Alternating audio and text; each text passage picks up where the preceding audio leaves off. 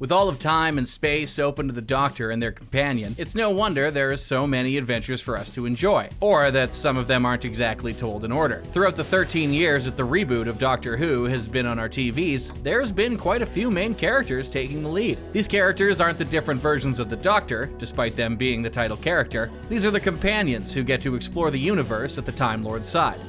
Clara, Oswin, Oswald. Just Clara, Oswald, what was that middle one? Of course, their stories aren't always straightforward. Some companions come and go, while others have an incredibly messy timeline. You're not going to want to watch the series from start to finish if you want to see Doctor Who from the companion's point of view. Hello, sweetie. Whether you're looking to start the series or are looking forward to a long overdue rewatch, here's why you shouldn't watch Doctor Who in order.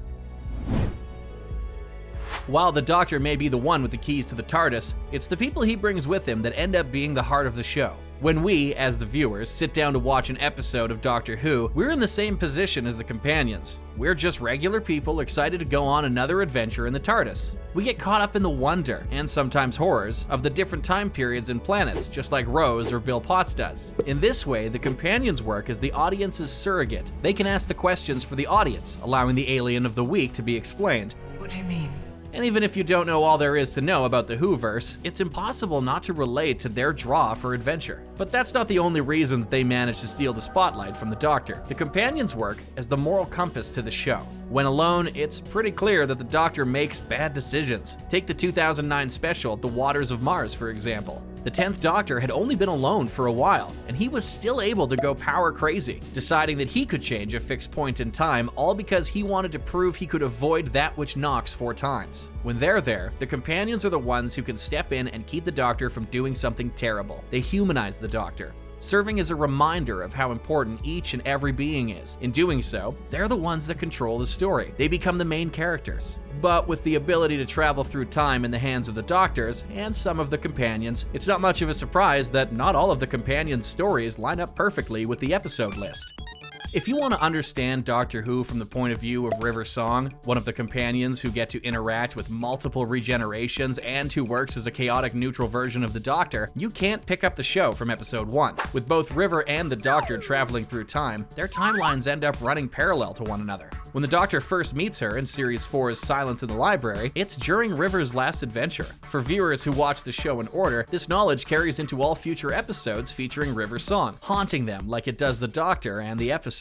But for River, that pain is the overarching mystery. And while she tries to figure out why the Doctor is so reluctant to reach out to her, we get our own mystery to solve thanks to the overarching question of who exactly she is. A mystery that I don't think anyone would have been able to guess the answer to. I mean, really, River's timeline is probably too complicated for River to keep track of.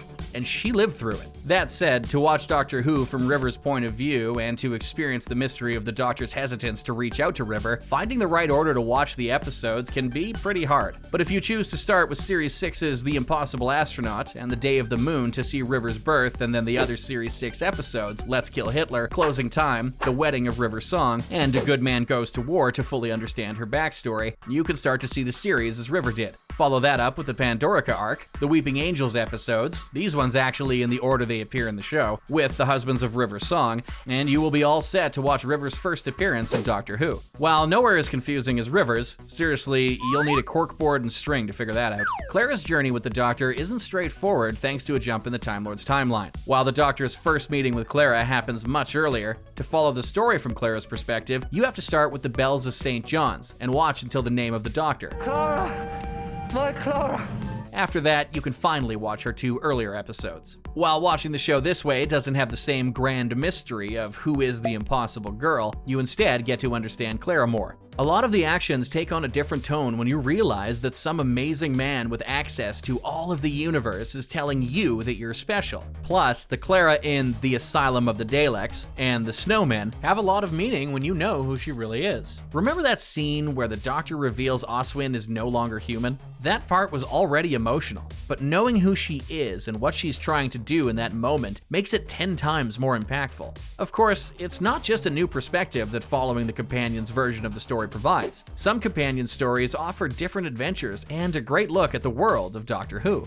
What did she call you? Ryan? Yeah, Ryan Sinclair.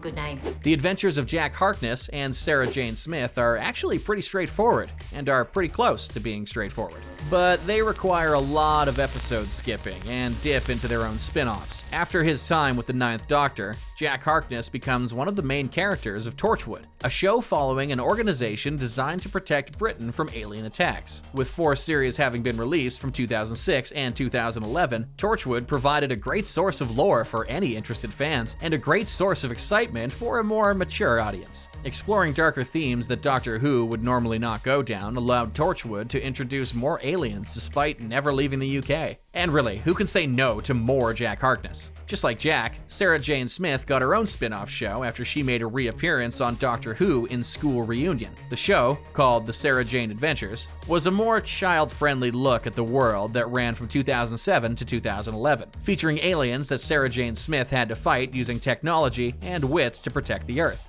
It may be harder to follow Sarah Jane's whole story, seeing as she made her first appearance in the original version of the show when she traveled with the 3rd and 4th Doctor, but it's definitely worth it. In fact, Sarah Jane and Jack Harkness's stories are needed to better understand Doctor Who. While the spin-off shows are hardly ever mentioned outright, they are crucial to the 10th Doctor's adventures. At the end of Torchwood's first series, Jack hears the Tardis taking off and runs out of the base to catch the Doctor, a scene that ties perfectly with his introduction in Series 3's episode Utopia. And when he finally does return in the second series of Torchwood, the way he abandoned the group isn't just glossed over. The events of both shows are linked. Plus, a number of characters made an appearance in the spin-offs. Martha joins Torchwood for an arc of the show after her time with the Doctor comes to a close. And Sarah Jane Smith gets to have an appearance from the Time Lord himself when she's set to get married. But the crowning crossover has to occur during the 2-part Series 4 finale. Both the cast of Torchwood and the Sarah Jane Adventures play important roles in The Stolen Earth and Journey's End. If you hadn't watched these shows, you'd have no idea who Mr. Lanto Jones is, and the actions, the sacrifices of each other's characters, wouldn't be as powerful. To fully understand the episodes, you need to have followed the companions' adventures, not the Doctor's. With time travel and so many people coming in and out of the TARDIS, it makes sense that there are so many stories being told, and not all of them would be in order. With a show with such unique companions who work as the driving force of the story, you absolutely need to experience Doctor Who from their point of view. Each of the episodes would gain new context and new mysteries, adding layers to the show that no one would have imagined was there on a first watch.